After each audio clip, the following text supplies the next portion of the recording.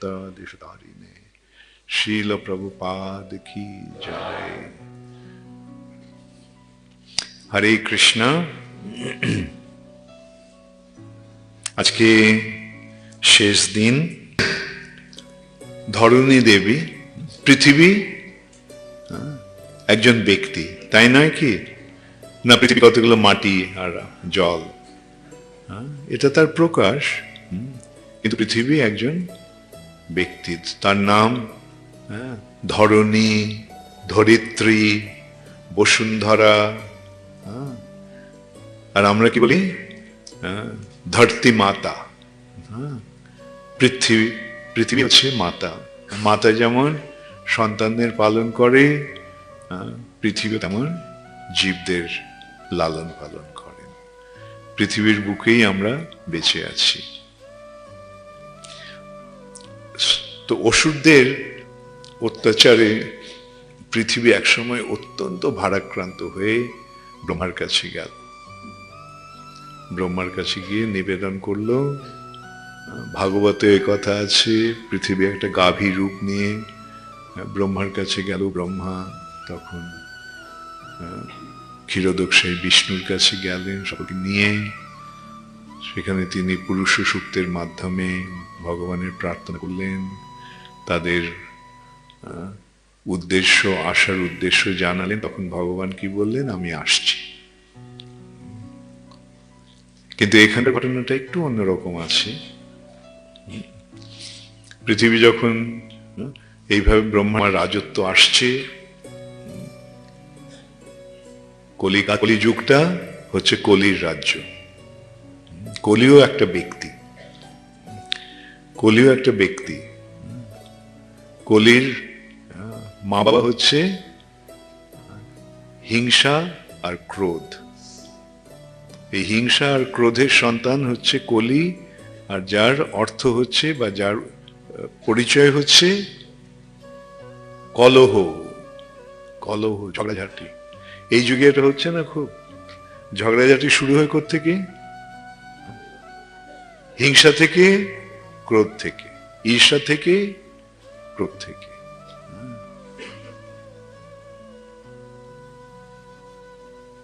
ব্রহ্মা কি বললেন কলিকে? তুমি যাও, জন্ম নাও ধৃতরাষ্ট্রের পুত্র রূপে। সেই ধৃতরাষ্ট্রের পুত্র দুর্যোধন হচ্ছে কলির অবতার। তাহলে ওর পরিচয়টা একটু পাওয়া যাচ্ছে এখন। সব সময় কলহ করছে পাণ্ডবদের সঙ্গে, তার সব সময় সংঘর্ষ। এই দুর্যোধন হচ্ছে কলির অবতার। কলি দুর্যোধন রূপে এসেছে।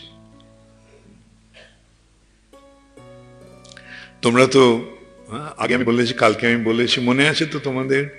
যুদ্ধটা এড়াবার কত চেষ্টা হলো, তাই না? যুদ্ধটা এড়াবার কত চেষ্টা হলো, কিন্তু চরমে কৃষ্ণ নিজে গেলেন, গিয়ে বলেন দুর্যোধনকে ওদের রাজ্যটা ফিরিয়ে দিতে হবে না, ওদের 5টা গ্রাম দিয়ে দাও। দুর্যোধন বলল কি, যুদ্ধ না করে আমি উচ্চগ্রহ মাটিও দেব না।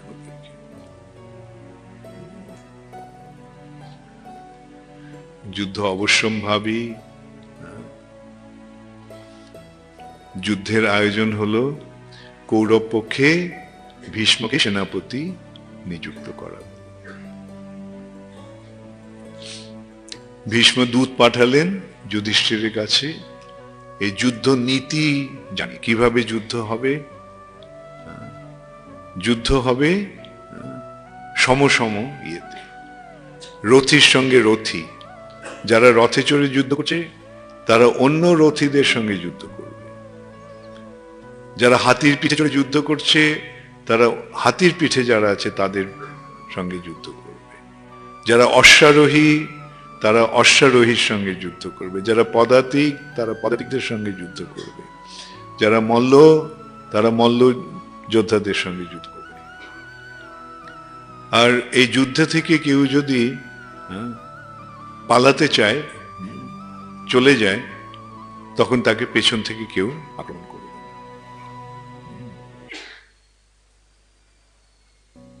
যুদ্ধে শুরু হবে সকালবেলা, আর সূর্যাস্তের পরে সূর্য উদয়ের পরে, আর সূর্যাস্তের পরে সূর্যাস্তের সঙ্গে সঙ্গে যুদ্ধ বন্ধ হয়ে যাবে। আচ্ছা, দূতকে কখনো আক্রমণ করবে না। যারা বাদ্যকার, যারা বাজনা বাজায় যুদ্ধে, তাদেরকে আক্রমণ করবে না। এইভাবে সমস্ত যুদ্ধের নীতি ভীষ্মদেব পাঠালেন। যুধিষ্ঠির মহারাজ সেটা মেনে নিলেন, যুদ্ধের নীতি। এবং ভীষ্ম আরেকটা শর্ত করল যে আমি যতক্ষণ সেনাপতিত্ব করব তখন কর্ণ যুদ্ধ করে না। ভীষ্মের এই শর্ত। দুর্যোধন সেই শর্ত মেনে নিল এবং ভীষ্ম বললেন যে প্রতিদিন তিনি 10,000 রথীকে সংহার করবেন। প্রতিদিন 10,000 রথী মারবে। তার মানে এই নয় যে কেবল কৌরব পক্ষই মারবে, পাণ্ডব পক্ষ মারবে। যেমন অভিমন্যু একা অর্ধেক কৌরব সৈন্যকে মেরে দিয়েছিল। এরকম এরা সমস্ত মহাবীর। আর ওদের যে সমস্ত অস্ত্র, সেগুলি সাধারণ অস্ত্র নয়, এগুলো দিব্য অস্ত্র। যেমন এক সময় ভীষ্ম অর্জুনের দিকে ছাড়লেন সর্পাস্ত্র। সেই অস্ত্রটা থেকে, বাণ থেকে হাজার হাজার সাপ বেরিয়ে এলো অর্জুনকে খাওয়ার জন্য। অর্জুন কি করলো? অর্জুন গরুর অস্ত্র ছাড়লেন, আর সে গরুর এসে সব সাপ খেয়ে ফেলল। এগুলি কি গল্প কথা? আমি যেটা বলেছিলাম কালকে, যে পিঁপড়ের কাছে যদি মানুষের কথা বলা হয়, পিঁপড়ে বললো এগুলো তো গল্প কথা, এগুলো কখনো সম্ভব। এখন এদের কাছে আমরা ওই পিঁপড়ের মতো মনে করে নিই, আমরা পিঁপড়ে,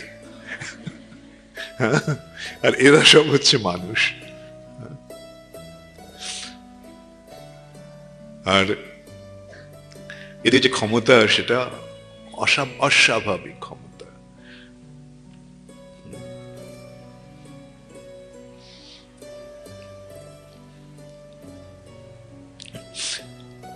এই সৈন্যসজ্জা যখন তারা আলোচনা করছে যুদ্ধের আগে, যুধিষ্ঠির মহারাজ অর্জুনের সঙ্গে আলোচনা করছে যে অর্জুন, ওদের সৈন্য তো 11 অক্ষৌহিনী, আমাদের কেবল 7 অক্ষৌহিনী, প্রায় আমরা ওদের অর্ধেক। আর ওদের পক্ষে দেখো কি রয়েছে, ভীষ্ম রয়েছে, যে প্রায় বলতে গেলে অমর। ভীষ্ম একা পরশুরামকে পরাজিত করেছে, ভীষ্মকে কেউ পরাজিত করতে পারেনি। ভীষ্ম বলতে গেলে অজেয়। আর ভীষ্ম তো সাধারণ ব্যক্তি নন, তিনি গঙ্গার পুত্র। এবং রয়েছে দ্রোণাচার্য, তাকেও কেউ হারাতে পারে না। আর দ্রোণাচার্যের রয়েছে আশীর্বাদ, রয়েছে শিবের কাছ থেকে, যে যতক্ষণ তার হাতে অস্ত্র থাকবে কেউ তাকে মারতে পারবে না। অশ্বত্থামা, ওদের পক্ষে যদি দেবতারাও আসে, যদি ইন্দ্র এসে যুদ্ধ করে, সূর্য এসে যুদ্ধ করে, যম এসে যুদ্ধ করে, দেবতারাও এসে যুদ্ধ করে, কোনো ভয় নেই। কেন? কেন আমাদের পক্ষে কৃষ্ণ রয়েছে। আমাদের পক্ষে কৃষ্ণ রয়েছে, আর ভয় কি? এইভাবে অর্জুন আর একটা কথা বললেন, যথা ধর্ম তথা কৃষ্ণ। যেখানে ধর্ম রয়েছে সেখানে কৃষ্ণ রয়েছে, তথা জয়। আমরা তো ধর্মের পথ থেকে বিচলিত হইনি কখনো, তাই কৃষ্ণ সবসময় আমাদের সঙ্গে আছে। তাহলে কৃষ্ণকে রাখার উপায়টা কি? ধর্ম। আর এই যুগের ধর্মটা কি? এই যুগের ধর্ম, কলিযুগের ধর্ম হরিনাম সংকীর্তন। কলিযুগে যোগ্য, সংকীর্তন যোগ্য। আর কলিযুগের মন্ত্র হরে কৃষ্ণ কৃষ্ণ কৃষ্ণ হরে হরে, হরে রাম রাম রাম হরে হরে। মনে থাকবে তো? যথা ধর্ম তথা কৃষ্ণ। তোমরা ভালো করে এই ধর্মের পথ থেকে মেনে চলো। এই কলিযুগের ধর্মটাকে পালন করো, নাম সংকীর্তন। কিভাবে করবে? 4টে নিয়ম পালন করে করবে। কেননা তার মধ্যে সেই 4টে পায়ের সেই 4টে স্তম্ভের ওপরে ধর্ম দাঁড়িয়ে রয়েছে, ধর্ম অবস্থান করছে। সেই 4টে স্তম্ভ কি? সত্য, শৌচ, তপ, দয়া। সত্য, শৌচ, তপ, দয়া। আর এই 4টে স্তম্ভ যখন ভেঙে যায় তখন কি হয়? তখন আমিষাহার, আশব পান বা নেশা, অবৈধ সঙ্গ, জুয়া। সেই জন্য এই 4টে কাজ আমরা কখনো করব না।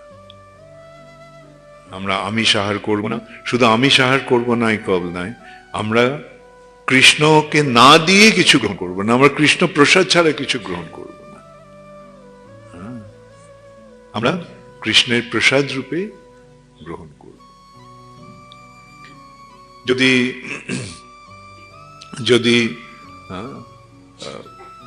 সম্পূর্ণ আয়োজনের মাধ্যমেও যদি না করা যায়, অন্তত যেটা আমরা গ্রহণ করছি ওটা মনে মনে অন্তত কৃষ্ণকে নিবেদন করে গ্রহণ করব।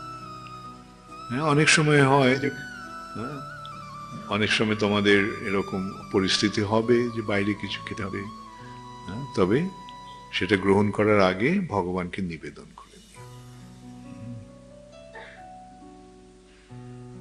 আর ভগবান হৃদয় রয়েছেন, সুতরাং ভগবানকে নিবেদন করলে ভগবান প্রসন্ন হবেন।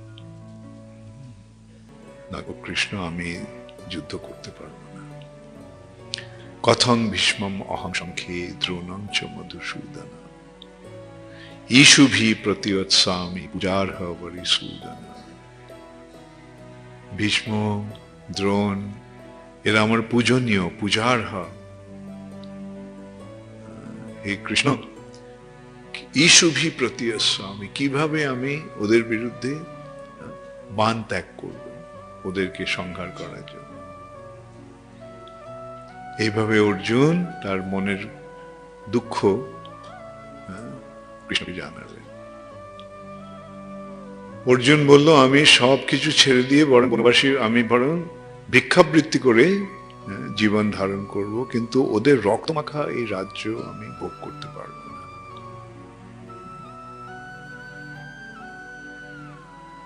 তখন অবশেষে অর্জুন বিষাদগ্রস্ত হয়ে ও হয়ে গেছে, বুঝতে পারছে না কি করবে, কি করণীয়। এরকম একটা অবস্থায় অর্জুন কি করলো? কৃষ্ণকে বলল কার্পণ্য দোষ অপহত স্বভাব পৃচ্ছামি তাং ধর্ম সম্মূঢ় চেতা। ধর্ম সম্মূঢ় চেতা, ধর্ম যে কি সেটা আমি এখন বুঝতে পারছি না। নিজের অজ্ঞতা জানতে পেরে শ্রী গুরুদেবের কাছে গিয়ে উপদেশ চাওয়া, কি করব আমি এখন। আর কৃষ্ণের মতো যদি গুরু থাকে তাহলে আর চিন্তা কি আছে? তেমনি প্রভুপাদের মতো যখন গুরু আছে আর চিন্তা কি?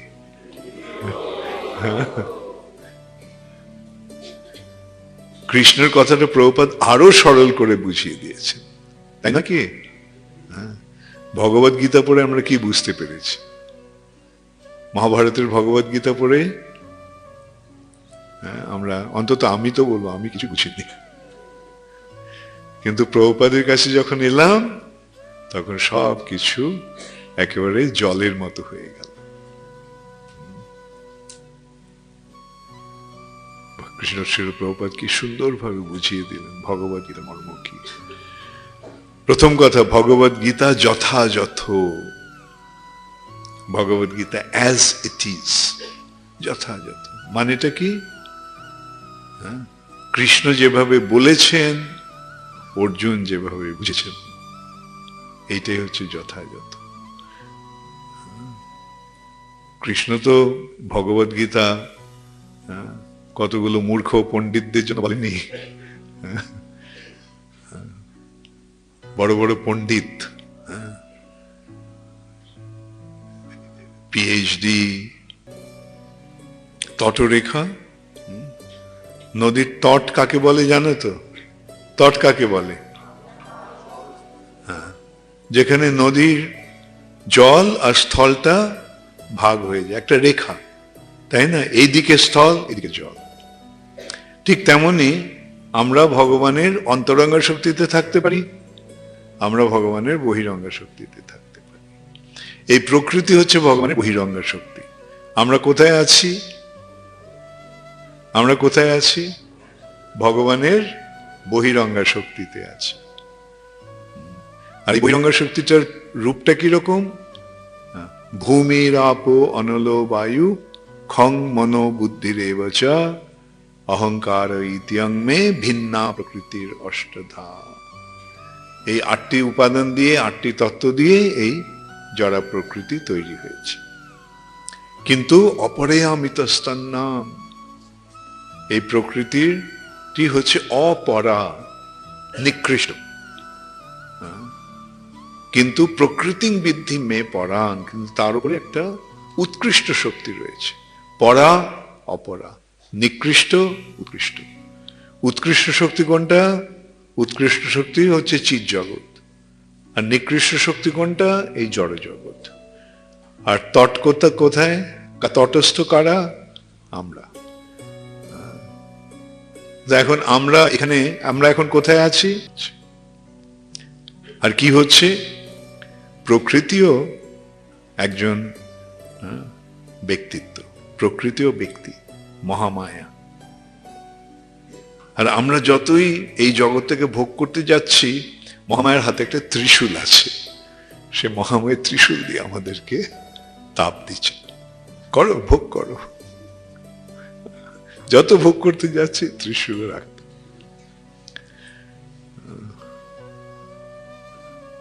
এইভাবে আমরা, এটা কেন, এই আয়োজনটা কেন? যাতে আমাদের চেতনা ফিরে আসে, বুঝতে পারে, মার খেতে খেতে খেতে খেতে বুঝতে পারে, আরে এটা তো ঠিক নয়। যেমন একটা কুকুরকে যখন শিক্ষা দেওয়া হয়, কুকুরটাকে ভুল করে তখন কুকুরটাকে পেটানো হয়, কুকুরটা যখন ভালো কাজ করে তখন তাকে বিস্কিট দেওয়া হয়।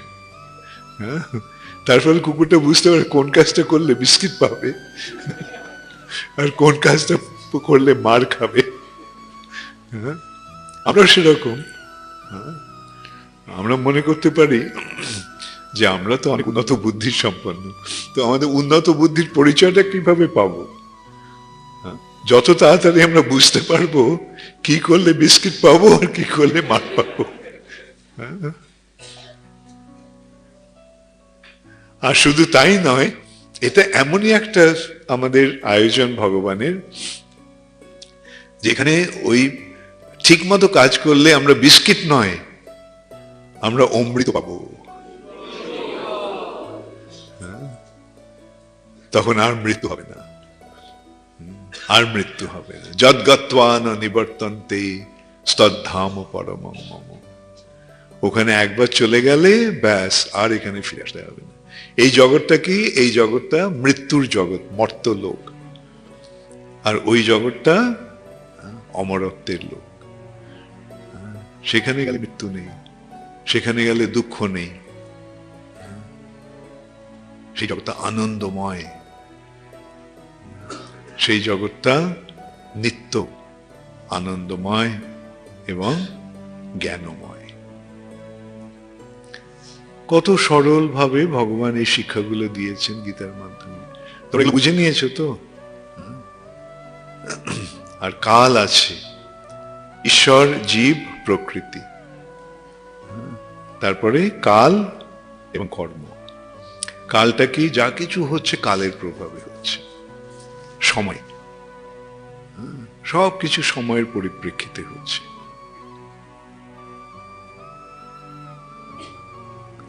কালটাও নিত্য, যদিও এখানে কাল অতীত, বর্তমান, ভবিষ্যৎ এই তিন রূপে রয়েছে, কিন্তু কালও নিত্য। কিন্তু কর্মটা নিত্য নয়, কর্মটার পরিবর্তন হতে পারে। আমরা যেভাবে কর্ম করি সে অনুসারে আমরা ফল ভোগ করি। যাই হোক, এই ভগবদ গীতার মাধ্যমে ভগবান অর্জুনকে যথার্থ উপদেশ দিলেন।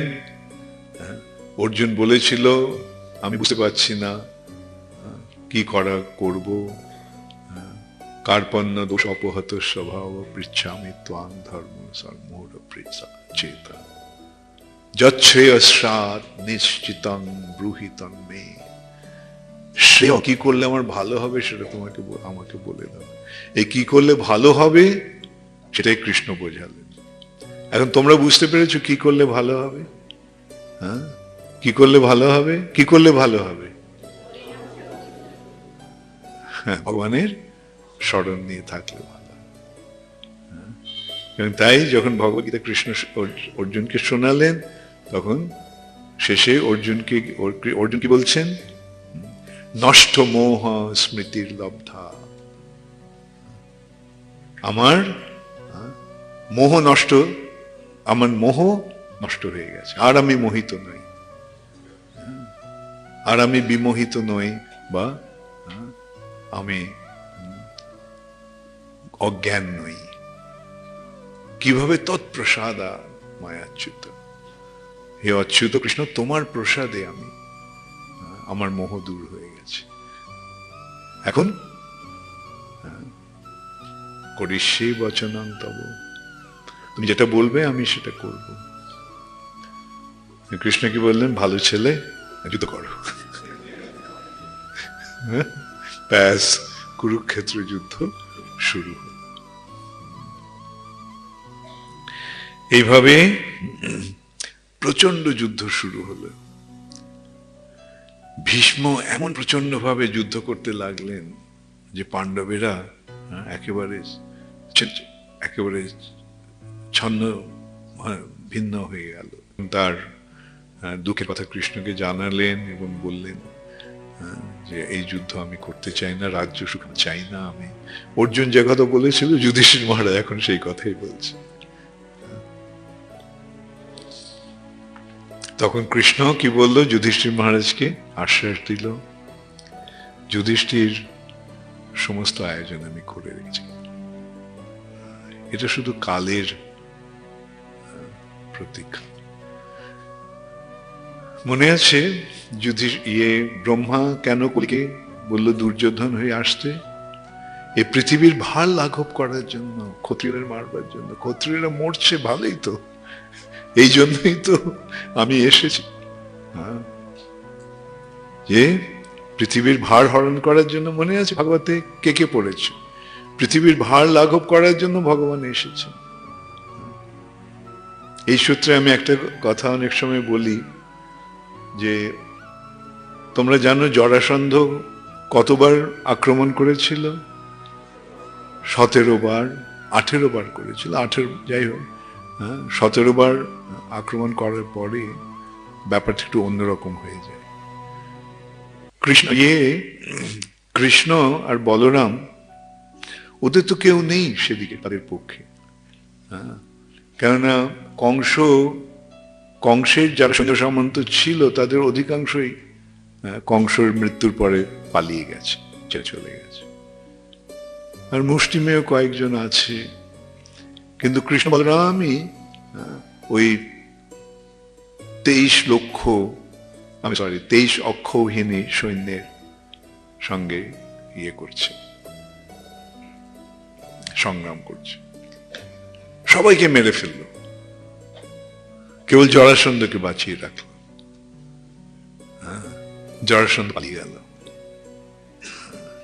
আবার এতেই যক্ষ এনে নিয়ে এলো, আবার কৃষ্ণ তাদের সকলকে মেরে ফেললো, জরাসন্ধকে ছেড়ে দিল। তো মনে হচ্ছে কৃষ্ণ যেন জরাসন্ধকে মারতে পারছে না। অনেকের মনে এইটাই ছিল, জরাসন্ধ অজেয়, জরাসন্ধকে মারতে পারেনি কৃষ্ণ। কিন্তু আসলে এই প্রশ্নটা আসে, কৃষ্ণ জরাসন্ধ মারল না কেন? আমার উত্তরটা কি, জরাসন্ধ হচ্ছে কৃষ্ণর রিক্রুটিং এজেন্ট। রিক্রুটিং এজেন্ট মানে জানো, যে চাকরি করার জন্য যাদের ইয়েকে লোকদের নিয়ে আসে, এজেন্ট। কোম্পানির লোকের দরকার, রিক্রুটিং এজেন্টকে সংবাদ দেয়, আমার এতজন আইটি ইঞ্জিনিয়ার লাগবে, এতজন কেন লাগবে, এতজন গার্ড লাগবে, ওরা সব সাপ্লাই দেয়। তো জরাসন্ধ কৃষ্ণর রিক্রুটিং এজেন্ট। কৃষ্ণকে নিজেকে যেতে হচ্ছে না, জরাসন্ধ কৃষ্ণের কাছে নিয়ে আসছে, আর কৃষ্ণ ওদেরকে শেষ করে দিচ্ছে। এভাবে 17 বার হলো। 18 বার জরাসন্ধ মারল না কেন, ওদের দিয়ে আরো কিছু করাবার ছিল। ওই 18 বার যখন এসেছিল, জিজ্ঞাসা করছে তোমরা এই সমস্ত আয়োজন কেন করছো? ও আমরা ইন্দ্র পূজা করবো। ইন্দ্র পূজা করার কি দরকার? না, ইন্দ্রকে পূজা করার ফলে বৃষ্টি হয়, এবং আমরা বৈশ্য, আমাদের গোপালক, আমরা গোপালন করি, আমরা কৃষিকার্য করি, সুতরাং উপযুক্ত যথাসময়ে বৃষ্টির প্রয়োজন হয় আমাদের। এইভাবে নানা রকম যুক্তি দেয়। কৃষ্ণ বললেন না, আমরা গোপালক। এই যে গোবর্ধন আছে, সেই গোবর্ধনের ফলে গো বৃদ্ধি পাচ্ছে। গোবর্ধন, বর্ধন মানে বৃদ্ধি। তো এই গোবর্ধনের, দেখো গোবর্ধনের সে মহিমা কীর্তন করতে শুরু করলো। এই গোবর্ধনের উপত্যকায় গাভী গোচারণ করে, গোবর্ধনের ঝর্ণার জলে গাভীরা জল খায়, আমরা গোবর্ধনের গুহাতে খেলা করি। তো চলো আমরা গোবর্ধনের পূজা করি। তো নন্দ মহারাজ বললো ঠিক আছে, চলো গোবর্ধনেরই পূজা করা যায়। যদিও কৃষ্ণ 7 বছরের শিশু, ও যা বলে সকলে তাই মেনে নেয়। তাহলে কৃষ্ণ 7 বছরেরই হোক, আর 7 দিনেরই হোক, আর 70 বছরেরই হোক, আমাদের কি করা কর্তব্য? কৃষ্ণ যা বলে তাই মেনে নাও। তাই যখন কৃষ্ণ বলছে মা মেকং শরণং ব্রজ, তখন কি করবে? কৃষ্ণের কথা মানুষ শুনবে? যারা বুদ্ধিমান তারা কৃষ্ণের কথা শোনে, আর যারা মূর্খ তারা কৃষ্ণের বিরুদ্ধাচরণ করে। তা আমি জানি তোমরা সকলে খুব বুদ্ধিমান, আমি বারবার সেই পরিচয়টা পাচ্ছি তোমাদের কাছ থেকে। তোমরা সত্যিকারের বুদ্ধিমত্তার পরিচয় দিচ্ছ। তো এই কৃষ্ণ তখন, ওরা গোপেরা তখন গিয়ে গোবর্ধন পূজা করলো, আর ইন্দ্র সেজে গুজে বসে আছে যে ওর পূজা হবে, কেউ আর পূজায় ডাকছে না ওকে। ইন্দ্র ভাবলো কি ব্যাপার। সে যখন জানতে পারলো যে তার সমস্ত পূজার আয়োজনগুলি দিয়ে এখন এই পাহাড়টার পুজো হচ্ছে, তখন ইন্দ্র কুপিত হয়ে, ক্রোধান্বিত হয়ে ঠিক করলো কি, যে এই গোপেদের আমি ধ্বংস করে দেব। তখন কৃষ্ণ কি করেছিল জানো? তোমরা কে কে জানো? আমি জানি, তোমরা সকলেই জানো, আমি তোমরা আমার বলার অপেক্ষা করছো। কৃষ্ণ তার বাঁ হাতে গোবর্ধন পর্বতটা তুলে ধরলো। শুধু তাই নয়, 7 পর্বতটাকে ধরে রাখলো। ইন্দ্র অনর্গল বর্জ্য বৃষ্টিপাত করতে লাগলো। এক বজ্রের আঘাতে পাহাড় চূর্ণ। আর যেখানে লক্ষ্মী দেবী আছে, সেখানে ঐশ্বর্য আছে। যেখানে অর্জুনের মতো বীর রয়েছে, কৃষ্ণের সহায়তা আশ্রয় করে জয় অবশ্যম্ভাবী। অতএব বারবার এইভাবে দুর্যোধনকে বোঝানো হলো, তুমি বৃথা জয়ের আশা করছো, জয় তোমার হবে না।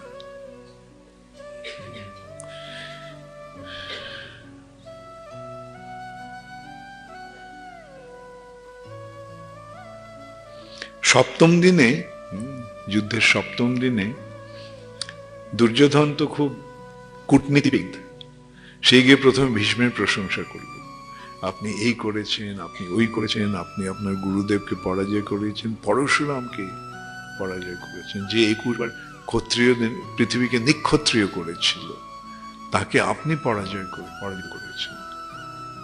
আপনার ক্ষমতা কি অসীম? তাহলে এই যুদ্ধে আপনি কেন সেই বল প্রদর্শন করছেন না?